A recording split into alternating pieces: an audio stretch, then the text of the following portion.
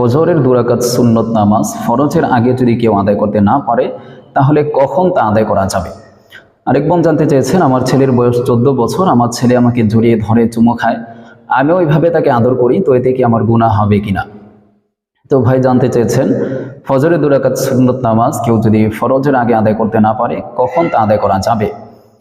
এর উত্তর হচ্ছে যে ভাই, ফজরের 2 রাকাত সুন্নত নামাজ যদি কেউ ফরজের আগে আদায় করতে না পারে তাহলে সূর্য উদিত হওয়ার পর সেই 2 রাকাত সুন্নত আদায় করে নিতে হবে। অনেকে দেখা যায় যে ইমাম সাহেবের সাথে ফরজটা আদায় করার পর সাথে সাথে আবার সুন্নতে দাঁড়িয়ে যায়, তো এটা করা যাবে না, কারণ এই সময়টাতে আল্লাহ রাসূল নামাজ পড়তে নিষেধ করেছেন। সহিহ বুখারীর 586 নং হাদিস, আল্লাহ রাসূল বলেন, লা সালাতা বাদা সুবহি হাত্তা তারতাফিআ আশ-শামসু, ফজরের নামাজের সমাপ্তি হওয়ার পর হাত্তা তারতাফিআ আশ-শামসু, সূর্য উদিত হওয়ার আগ পর্যন্ত কোনো ধরনের নামাজ নেই। লা সালাতা, আল্লাহ রাসূল এই সময়টাতে নামাজ পড়তে নিষেধ করেছেন। তাছাড়া ফজরের 2 রাকাত সুন্নত ছুটে গেলে কখন তা আদায় করতে হবে এটাও হাদিসের মধ্যে বলে দিয়েছেন। জাবে তিরমিজির 423 নং হাদিসের মধ্যে এসেছে, আবু হুরায়রা রাদিয়াল্লাহু তাআলা আনহু থেকে বর্ণিত, মান লাম ইউসাল্লি রাকাতাল ফাজরি, কেউ যদি ফজরের 2 রাকাত সুন্নত নামাজ ফরজের আগে আদায় করতে না পারে, ফালিয়ুসাল্লিহিমা বাদামা তাতলু'আ আশ-শামসু, তাহলে সে যেন সূর্য উদিত হওয়ার পর সে 2 রাকাত সুন্নত নামাজ আদায় করে নেয়।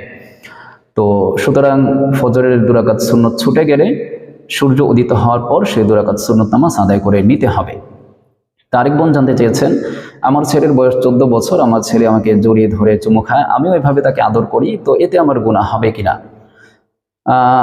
এর উত্তর হচ্ছে যে বোন, পিতা মাতা সন্তানকে মহাব্বতের ভিত্তিতে জড়িয়ে ধরতে পারবে, সন্তান পিতামাতাকে মহাব্বতের ভিত্তিতে জড়িয়ে ধরতে পারবে, চুমু খেতে পারবে, কোনো সমস্যা নেই। তবে প্রাপ্তবয়স্ক হওয়ার পর মাঝে মাঝে যদি চুমু খায়, মাঝে মাঝে জড়িয়ে ধরে, বা কোনো আনন্দ উল্লাসের কারণে চুমু খায় বা জড়িয়ে ধরে, সেটা করা যেতে পারে। কিন্তু জড়িয়ে ধরার পরিমাণটা বা চুমু খাওয়ার পরিমাণটা যদি মাত্রাতিরিক্ত হয়ে যায় তাহলে সেক্ষেত্রে গুনাহের আশঙ্কা হওয়ার কারণে সেটি করা যাবে না। কারণ হচ্ছে, যেই জিনিসে যেই কাজটি করার দ্বারা গুনাহের সমূহ সম্ভাবনা থাকে সেই কাজটিও করার অনুমোদন ইসলাম দেয়নি। সুতরাং মাত্রাতিরিক্ত যদি জড়িয়ে ধরে বা চুমু খায় তাহলে এটা করা যাবে না, কারণ এতে করে গুনাহের সমূহ সম্ভাবনা আছে।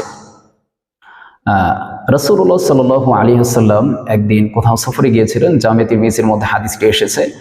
আল্লাহ রাসূল কোথাও সফরে গিয়েছিলেন, তো সফর থেকে এসে তিনি আয়েশা রাদিয়াল্লাহু তাআলা আনহা এবং আবু বকর রাদিয়াল্লাহু তাআলা আনহুকে দেখতে পেলেন যে তারা নির্জনে কোথাও বসে আছেন।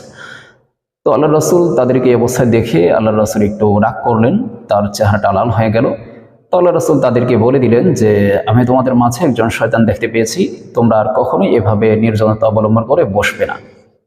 তো আল্লাহ রাসূল কিন্তু তাদেরকে যে নিষেধ করলেন নির্জনে বসতে, আল্লাহ রাসূল কিন্তু আশঙ্কা করেছিলেন যে হবে না, হয়ে যেতে পারে, গুনাহ হয়ে যেতে পারে।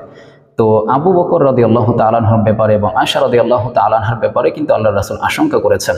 সুতরাং আপনার ছেলের ঈমানটা কিন্তু আবু বকর রাদিয়াল্লাহু তাআলা আনহুর চেয়ে বেশি নয়, এবং আপনার ঈমানটাও কিন্তু আয়েশা রাদিয়াল্লাহু তাআলা আনহার চেয়ে বেশি নয়। সুতরাং সর্বোপরি কথা হচ্ছে, যদি মাত্রাতিরিক্ত হয়ে যায় জড়িয়ে ধরার পরিমাণটা এবং চুমু খাওয়ার পরিমাণটা, তাহলে সেক্ষেত্রে এটা করা যাবে না।